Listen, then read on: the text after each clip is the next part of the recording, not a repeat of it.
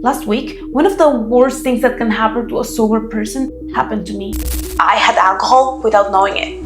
And I can admit, I did enjoy it until I didn't. In this video, I'll share 5 lessons I learned from this experience so they can help you stay committed more than ever on your sobriety journey. Vámonos! Last weekend, my sister and I booked a table at a nice restaurant. We were very excited about this place, not only because of the food, but because of its extensive list of mocktails. That night, I decided to try the zero-proof espresso martini. And I gotta say, it tasted just like the real thing, which I thought was amazing, because sometimes these zero-proof cocktails are more sugar than flavor. So there we were, recording videos, sipping our mocktails, having a good time, until I felt a buzz. I think this has alcohol, I told my sister. She thought it was impossible because we specifically told our server how excited we were about the mocktails. But she tried my drink and she agreed. It tasted like alcohol. She then mentioned this pregnant woman on social media who had accidentally been served regular wine instead of non-alcoholic wine. And that's when I started to worry. We called the server over and she insisted she had given me the mocktail. But then she double-checked her iPad, just in case, and her face went from a forced smile to horror. She had accidentally punched in the regular espresso martini with vodka instead of the non-alcoholic version. She apologized and said that the system can be confusing sometimes and whatnot. But at that moment, all I could see was her mouth moving and there was no sound coming out of it. I was in shock.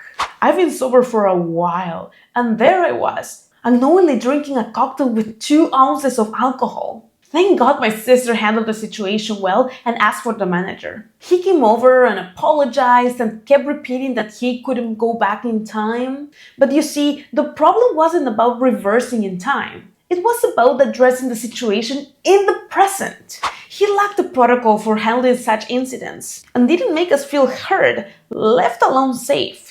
He then said that the dinner was on them and that we should just sit and relax. But I told him we weren't gonna stay and that we would take the food to go. It was evident that he couldn't see that a free meal didn't compensate the awful experience. There we were, 2 women, 2 minorities, one in shock and unable to speak, facing a manager more concerned with repeating his inability to change the past instead of addressing our immediate concerns. After a quick Google search, we discovered that the manager was also the owner of the restaurant. I was very surprised to see that the owner of such a nice restaurant was so incapable of handling the situation properly. It confirmed my belief that money or status don't mean anything if you don't have a good heart. While we were waiting for our food, a woman approached to us and introduced herself as the co-owner of the restaurant. She apologized for the manager's reaction, explaining that he is always stressed, but admitted that it was no excuse for his behavior. As a minority and a sober person herself, she admitted she would have been very upset if something like that had happened to her.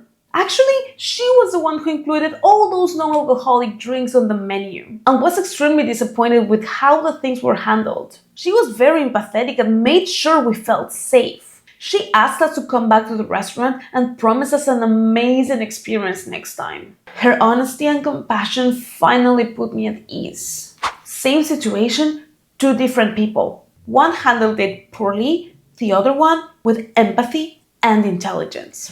You live and you learn, and oh boy did I learn from that experience. Here are the 5 seconds I learned from that experience so they can help you stay committed more than ever on your sobriety journey.